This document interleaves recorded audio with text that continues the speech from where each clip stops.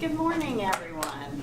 So, I want to paint a picture for you. How many in the room here today can say, I'm ready for retirement? I don't need to worry about a recession, a stock crash, some horrible accident. You're good. You're ready. You don't have to retire and then go back to work or anything in that line of thinking. If you're like most people, those are things you might worry about every day.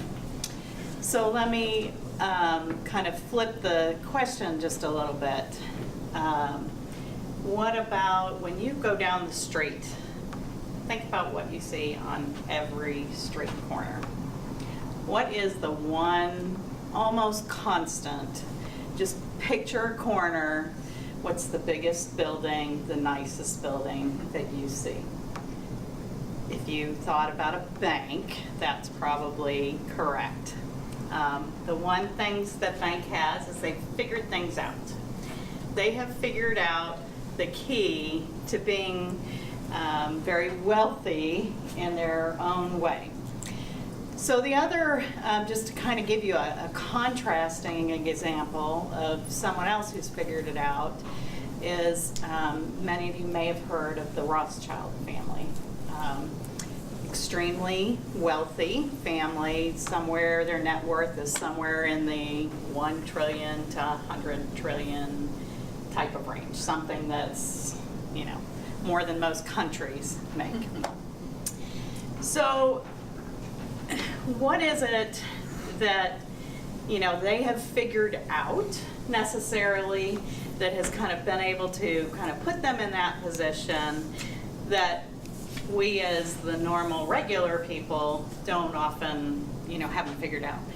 So when we all think about money, we think about we either spend it or we save it or we borrow it. Those are the kinds of things that we think about when it comes to money.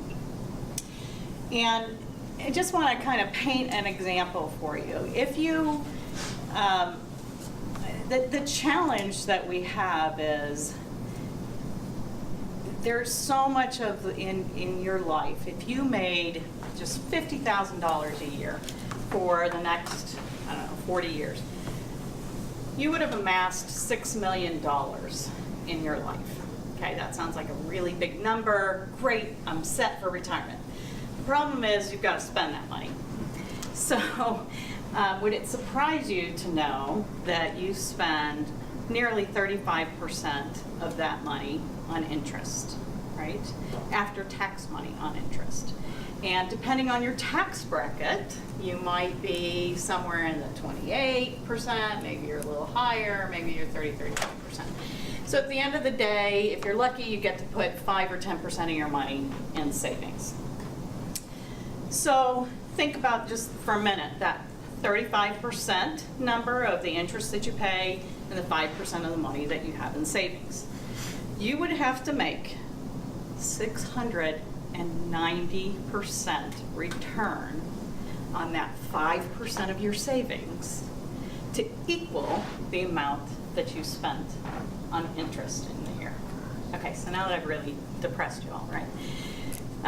Let me explain just a little bit of why that works and how that happens. So when you go to a bank, the things that you think about are, I've got a paycheck, I deposit my money, I write a check, I maybe buy a car or a house, and I'm looking for the things that, gee, this bank pays me 1% interest, and this bank over here will only charge me 5% interest on my house loan. So those are the things that we're conditioned to be taught.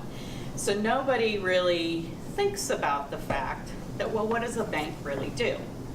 So what the bank does is they take all of your deposits, they're giving you this nice, measly, if you're lucky, 1% of your money, and then they're turning around to the rest of us and lending it to us, and we are paying maybe 4, 5, 6, whatever the number is, to buy that house that we then pay for 30 years.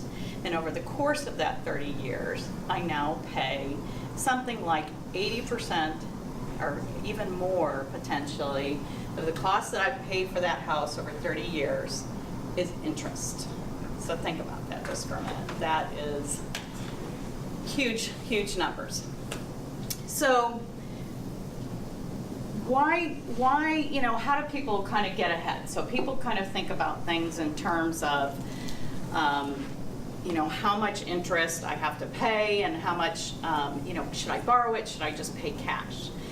Well, just if you could take a different look at this, and the secret of the Rothschild family is that they decided to create their own personal family bank. And it's as simple as you've got an account over here, you pool your funds together as a family, and instead of going down the street to pay that interest to the bank, what you do is you pay the interest into your own personal family fund.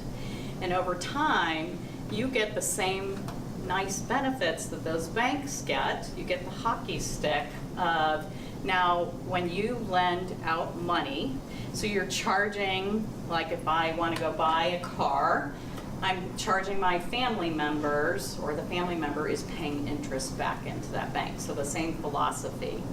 So just kind of in summary, the concept that I want people to walk away from is you've got choices and you've got options. And doing something like starting your own family bank is not really as difficult as that might sound.